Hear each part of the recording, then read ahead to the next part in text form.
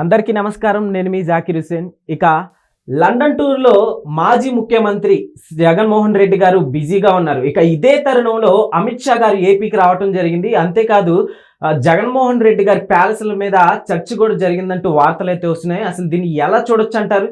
So దీని గురించి విశ్లేషణ అయితే తీసుకుందాం. ప్రస్తుతం మనతోటి సీనియర్ జర్నలిస్ట్ జగదేవ్ గారు ఉన్నారు. సార్కి వెల్కమ్ చెప్పేద్దాం.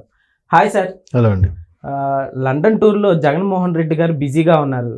అమిత్ షా గారు ఇక్కడికి వచ్చేసారు. అట్లానే జగన్మోహన్ రెడ్డి గారి ప్యాలెస్ల మీద చర్చ కూడా జరిగినట్టు వార్తలు అయితే వస్తున్నాయి. అసలు దీన్ని ఎలా చూడొచ్చు అంటారు?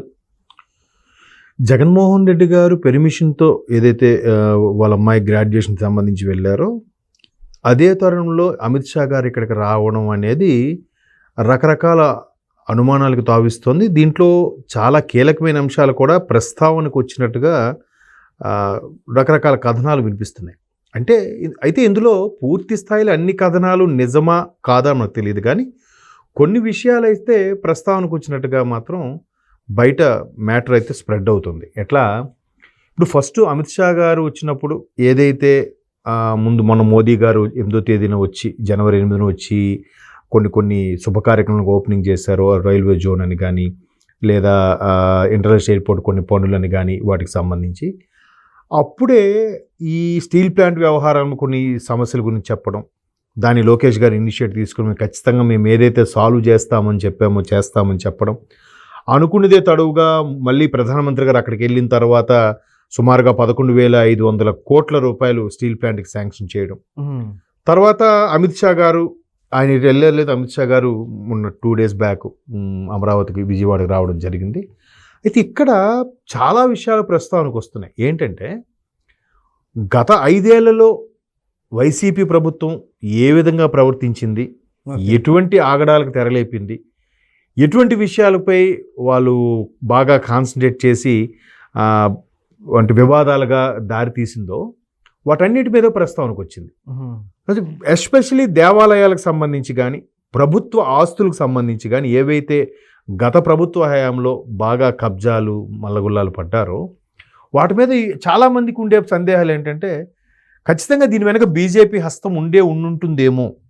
ఉండడం వల్లే జగన్మోహన్ రెడ్డి గారి మీద కేసులున్నా, జగన్మోహన్ రెడ్డి గారు 13 ఏళ్లుగా బెయిల్ మీద ఉన్నా, ఇంకా అంత నిశ్చింతగా ఇంకా అంత ఫ్రీగా తిరగగలుగుతున్నారంటే ఖచ్చితంగా కేంద్రం సహాయం లేనిదే, కేంద్రం యొక్క సపోర్ట్ లేనిదే ఈయన ఈ విధంగా ప్రవర్తించే పరిస్థితి ఉండేది కాదు అనేది చాలామందికి ఈ అనుమానం ఉంది. అండ్ మోర్ ఓవర్ మొన్న కూటమి ప్రభుత్వంలో కూడా టీడీపీ, జనసేన, బీజేపీ ఒకటిగా పోటీ చేసే సమయంలో కూడా చాలామంది క్షేత్రస్థాయిలో ఉండే టీడీపీ కార్యకర్తలు, టీడీపీ నాయకులు బీజేపీతో కలిసి నడవడానికి సుముఖత వ్యక్తం చేయలేదు, అంటే ఇష్టపడలేదు. ఎందుకు ఇష్టపడలేదంటే ఈ రీజన్ వల్లే. ఇప్పుడు బీజేపీ అంటే వచ్చిన తర్వాత సనాతన ధర్మం విలువ కానీ, భారతదేశం ఒక విశ్వగురువుగా అవతరించడం కానీ, లేదా మేక్ ఇన్ ఇండియా లాంటి కాన్సెప్ట్లు తీసుకురావడం కానీ, లేదా మన ఆర్టికల్ 370 కాశ్మీర్కి సంబంధించి ఇలా చాలా మేజర్ యాక్టివిటీస్ ఎంత ఉన్నా కూడా అరే ఇక్కడ జగన్మోహన్ రెడ్డి గారి మీద ఇన్ని ఏళ్ళుగా కేసులు ఇవి నడుస్తున్నా ఎందుకు కేంద్రం చర్యలు తీసుకోవట్లేదు? ఎస్పెషల్లీ దేవాలయాలు టీటీడీ విషయంలో ఎంత ఇబ్బంది పెట్టారో చూసాం, ఎంత దిగజారిపోయేలా దాని విలువ తీశారో ప్రవర్తించారో. అంటే మెయిన్ జగన్మోహన్ రెడ్డి గారు తెలియకపోవచ్చు, కానీ క్షేత్రస్థాయిలో వాళ్ళు ఎంత మిస్బిహేవ్ చేశారో చూసాం. అయినప్పటికీ కూడా కేంద్ర ప్రభుత్వం ఎందుకు కొరడా జలిపించట్లేదు, ఎందుకు పట్టించుకోవట్లేదు అనేది చాలామంది ఉండే అనుమానాలు. సో ఇట్లాంటి అనుమానం మీద కూడా మరలా ప్రస్తావన వచ్చి ఉండొచ్చు. మీరేంటి అసలు ఇంత జరుగుతున్నా ఇప్పుడు బీజేపీ సుమారుగా 8-9 ఎమ్మెల్యే సీట్లు, ఒక 5 ఎంపీ సీట్లు గెలుచుకోగలిగింది అంటే బికాజ్ ఆఫ్ టీడీపీ, జనసేన, అంతే కదా. లేదంటే బీజేపీకి ఆంధ్రప్రదేశ్లో అంత పట్టు ఎక్కడుంది? లేదుగా. ఇప్పుడు ఆ పట్టుతోనే ఒక నర్సాపురం ఎంపీగా గెలిచిన రాజుగారికి కూడా ఈరోజు కేంద్ర మంత్రి పదవి ఎలా ఎందుకు దక్కింది?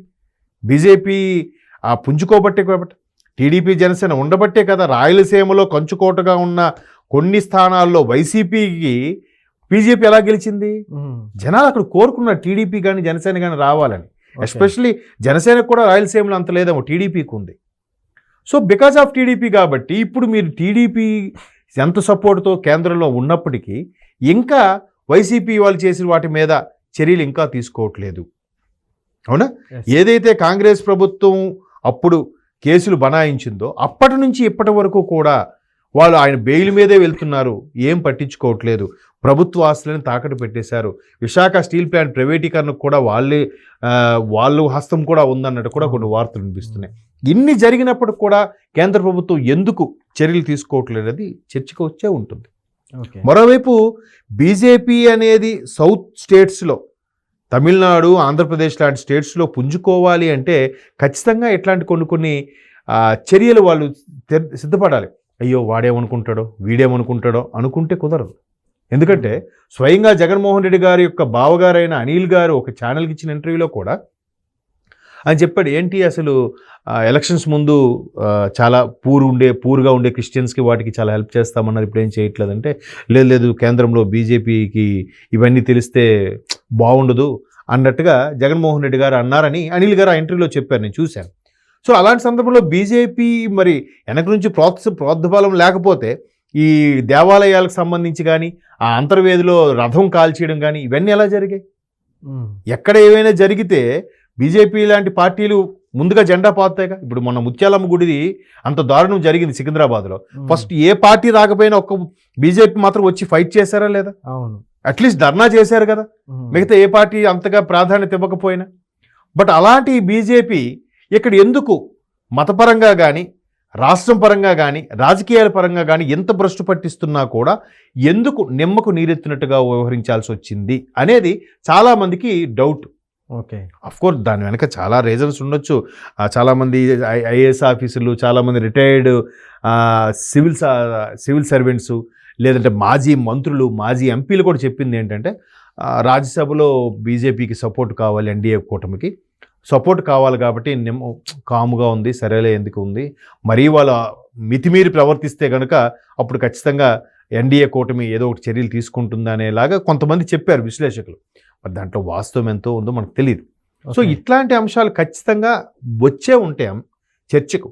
ఇప్పుడు అక్కడ తాడేపల్లి ప్యాలెస్ గురించి కానీ, ఆయన హైదరాబాద్ రాకుండా అటు బెంగళూరు ఎందుకు వెళ్తున్నారు, ఇక్కడికి రావట్లేదు, ఇక్కడ షర్మిలా గారు ప్యాలెస్ దాని లోటస్ పాండ్ సంబంధించి షర్మిలా గారికి చెందింది, ఈయనకి చెందిందో అందుకే ఈయన ఇక్కడ రావట్లేదు. రేపు పొద్దున్న మరలా ఈయన ఎక్కడికైతే లండన్ వెళ్ళారో వాళ్ళ అమ్మాయి గ్రాడ్యుయేట్ సెరమనీకి సంబంధించి ఆ వెకేషన్కి సంబంధించి వెళ్ళారు. వచ్చిన తర్వాత ఆయన మరలా పాదయాత్రకు వెళ్తామంటున్నారు, లేదా ప్రజల్లోకి వెళ్తామంటున్నారు. ఇలా వెళ్ళే సందర్భంలో మనం ఇంకా చర్యలు తీసుకోకపోతే జగన్మోహన్ రెడ్డి గారు ఉన్నవి లేని ఉన్నట్టుగా కల్పించి చెప్తే, ఇప్పుడు ఒకే అబద్ధాన్ని 10 సార్లు ఓదరగొట్టి చెప్పడం వల్ల అందులో 100లో ఒక 5గురే నమ్ముతారుగా. ఆ 5గురు అది కూడా పద్ధతి కాదు. ఆ 5గురు అనేది స్ప్రెడ్ అవుతుంది. అది ఏంటి అసలు ఎంతవరకు వాస్తవం జనాలకు తెలియాలి కదా, చెప్పాలి కదా. ఇంకా ఎక్స్క్యూజ్ చేయడం అనేది ఏంటి? చూడండి, ఇప్పుడు కూడా టీటీడీ వ్యవహారంలోనే మొన్న జరిగింది తొక్కిసలాట, కనీసం మంచినీరైనా ఇవ్వలేదు. మీరు క్యూ లైన్లో ఉండే కంపార్ట్మెంట్లో 18 గంటలు 16 గంటలు ఉండే భక్తులకే మీరు ఉప్మాలు సాంబార్లు ఇవ్వలేదు, అవి కూడా హుండీ వచ్చిన డబ్బులని పథకాలకు డైవర్ట్ చేశారు. ఈ ఒక్కసారి దానికి నీరు పెట్టలేదంటే దాని మీద కూడా వీళ్ళు మాట్లాడేస్తున్నారు, వెళ్ళి పరామర్శకి వెళ్ళిపోతున్నారు వీళ్ళు. అంతకుముందు ఎన్ని దారుణాలు జరిగాయి? ఎవరైనా పరామర్శకి వెళ్ళారా? లేదు. ఎంతమంది చనిపోయారు? ఎక్కడైనా పరామర్శకి వెళ్ళారా? సో ఇట్లాంటివన్నీ కూడా ఖచ్చితంగా ప్రస్తావనకు వచ్చే ఉంటాయి, చర్చకు కూడా వచ్చే ఉంటాయి. దాని మీద త్వరలో చర్య తీసుకోవాలి, దీనికి ఏదో ఒకటి ఫుల్ స్టాప్ పెట్టాలి. ఎన్నేళ్ళుగా ఏంటి అనేదే కదా వాస్తవం. దానికి వాళ్ళు కూడా మొన్న పవన్ కళ్యాణ్ గారు ఎక్కడో ప్రెస్ మీట్ జరుగుతుంటే పక్కన జగన్ వచ్చారు, జనాల్లో క్రేజ్ ఉందన్నట్టుగా చూపిస్తున్నారు. ఇదే పవన్ కళ్యాణ్ గారు లేదా జగన్మోహన్ రెడ్డి గారు గవర్నమెంట్లో ఉన్నప్పుడు, లేదా పవన్ కళ్యాణ్ గారు జగన్మోహన్ రెడ్డి గారు గవర్నమెంట్లో ఉన్నప్పుడు బయటకు వచ్చారా? ఎప్పుడైనా వచ్చినా కూడా ఫుల్ సెక్యూరిటీ. ఇదే జగన్మోహన్ రెడ్డి గారు ముఖ్యమంత్రిగా ప్రెస్ మీట్ పెడితే పక్క నుంచి ఎవరు వెళ్ళేవాడికి ఛాన్స్ ఇచ్చేవారా? ఇవ్వలేదు. ఇస్తే ఈవెన్ జగన్మోహన్ రెడ్డి గారు సభ పెట్టినప్పుడు కూడా పవన్ కళ్యాణ్ వస్తే ఖచ్చితంగా జనాలు కేరింతలు కొడతారు, అంతకన్నా ఎక్కువే కొడతారు. ఈయన ఇవ్వలేదు, భయస్తుడు కానీ ఇచ్చిన సందర్భాలు లేవు. ఇప్పుడు వీళ్ళు అదేం పట్టించుకోవట్లేదు. ప్రజాస్వామ్యంలో అందరూ తిరగొచ్చు అన్నట్టుగా చెప్పారు కాబట్టి, వీళ్ళు ఉంటుండగా ఆయన వచ్చాడు కాబట్టి జగన్మోహన్ రెడ్డి గారికి ఇంకా క్రేజ్ తగ్గలేదు అన్నట్టుగా వాళ్ళు దాన్ని పోర్ట్రే చేసుకుంటున్నారు. సో వీటన్నిటికీ ప్రస్తావన చర్చకు వచ్చే ఉంటుంది, ఏంటి వాట్ ఈజ్ వాట్ అని. అలాగే ఇచ్చిన హామీలకు సంబంధించి కానీ. సో ఆ విషయంలో ఇది ఖచ్చితంగా సింహభాగం అయి ఉంటుంది ఈ చర్చ. Okay sir, thank you.